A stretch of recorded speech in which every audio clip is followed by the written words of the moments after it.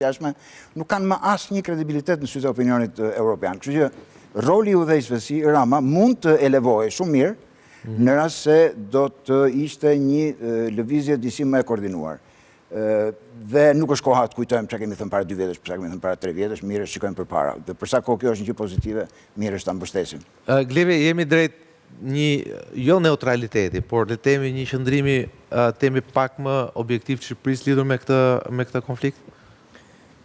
Shqipëria përgjithsisht ka pasur një qasje që ka qenë tradicionale linjëzuar në raport me qendrimet europiane sa i takon çështjeve politikës jashtme të sigurisë.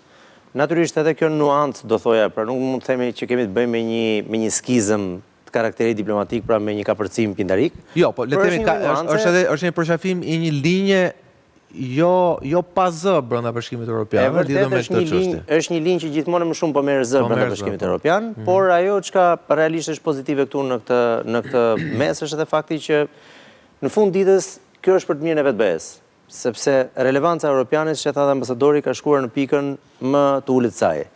Dhe normalisht një qasje e tillë, e ardhur edhe nga vende të cilet kanë një të shkuar jo pak të singjashme në raport me mentalitetin lindor, me një lloj historiku në marrëdhënie diplomatike me Federatën Ruse apo me Bashkimin Sovjetik dikurshëm, mendoj që i jep një lloj tonusi të veçantë dhe i jep një lloj vëmendje të veçantë kësaj deklarate, por në thelb është pikërisht ajo që dihet, pra po thot thjesht vërtetën për një gjë që Europa dhe vetë është konsciente, por mbase nuk gjen konsensusin për dalë me një qasje të re.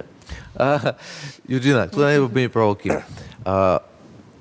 Zoti Rama, tash më sa më rezulton me kujtesën time që mbetet modestisht e fortë, nga këta liderët europian apo kandidat për të qenë Bashkimit Evropian, themi pas Viktor Orban ose para Viktor Orban, mund të ketë qenë lideri i fundit i Europës, themi të kraut perëndimor që ka vizituar Moskën. Kam qenë me të në janar të vitit 2020, kur ishte presidenti i radhës i OSBE-s. Dhe me të në vërtetën, dhe nga kontaktet dhe bisedat që ai pati atje u duk që temi komunikimi ekzistonte. Pra, a ka në këtë temi në këtë deklaratë Ramës e një shash voqë, okej, nëse duhet të flasim me Roma, mund të jem dhe unë që të flas me të.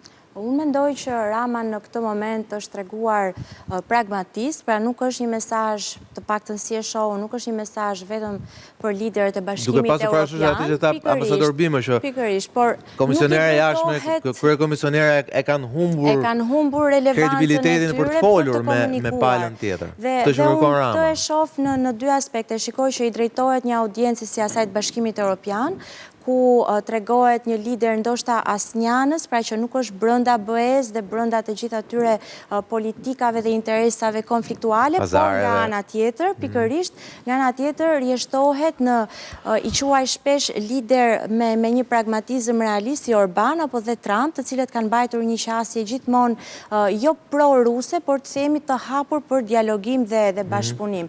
Vetëm se unë tek fjalia e fundit e Ramës nuk bashkohem dhe mendoj që ka një gabim ndoshta thelbësor aty. Kufiri i sigurisë së SBA-ve patjetër që është me Ukrainën, për sa kohë SBA-t janë garancia apo themeli i traktatit të Washingtonit dhe mendoj që ky traktati e shikon konceptin e sigurisë dhe të kufirit më holistik dhe më gjithëpërfshirës. Pastaj t'i kthemi asaj t'i mbajmë rusët jashtë, amerikanët brenda dhe gjermanët gjithmonë të ullur. Ndaj mendoj që në këtë rast Rama ndoshta përpiqet ta prezantoj figurën e tij si leadership dhe një aktor potencial për të patur edhe këtë komunikimin me Moskën, duke qenë se deri diku edhe ka prishur pak me Trumpin me atë çka bëri me batutën e tij me Alievin Macron. Dhe sidomos në praninë e Macron, se pastaj këtu dalim gjithmonë tek influenca amerikane dhe europiane. Rama di si të bëj lajm dhe di si të jetë i pranishëm dhe të shkoj edhe në veshin e Trumpit. Mirë, për ta mbyllur aty ku e nisëm, Edlir, një koment i lidhur me këtë temi, këtë ripozicionim të Ramës, sigurisht ka një pjesë vërtetë në atë që tha Eugina, që sigurisht temi pas disa batutave, ndoshta edhe pak tepruara, megjithësa i thot në kuadër gazmor që ai bëri me presidentin Aliyev, një shaka mbi një batut gabuar të presidentit Trump për sa i përket termit armenisë ngatruar me atë të Shqipërisë, por ka diçka më shumë se kaq në këtë, ka diçka më shumë se një batut, ka diçka më shumë se në një qëndrim të asaj çka Rama tha për përditshmën austriake. Së pari mendoj që zoti Rama shikon vetë si një udhëheqës aktual ose të tashmë europian, kështu që është duke krijuar një farë mënyrë atë mënyrën ose prezantuar veten e tij para një audiencë edhe më të gjerë. Duhet nënvizuar këtu që intervista e tij me të përditshmën austriake nuk ishte e vetmja. Kishte një intervistë të dytë me Al Jazeera, në të cilën në fakt zoti Rama u shpreh jo vetëm një të gjuhë, por gjithashtu reflektoi edhe faktin që Rusia nuk përbën një kërcënim për Evropën. Dhe këtu do të thoja unë që instinkti i zotit Rama dhe prononcimi i tij ishte i saktë dhe timin e duhur, por analiza e tij është plotësisht e gabuar. Pra, patjetër që duhet të komunikojmë, diskutojmë me Rusinë, Evropa duhet të flasë me Rusinë, por nga ana tjetër analiza pse duhet ta bëjmë këtë nuk është e saktë nga ana e zotit Rama, sepse fakti është që Rusia përbën një rrezik, jo vetëm në aspektin e një lufte tradicionale, por një lufte hibride, kibernetike ndaj Evropës, dhe mos harrojmë pastaj sigurisht edhe kërcënimin që kanë territoret shqiptare, përfshirë këtu dhe Kosovën, në lidhje me Serbinë dhe pastaj edhe elemente të tjera.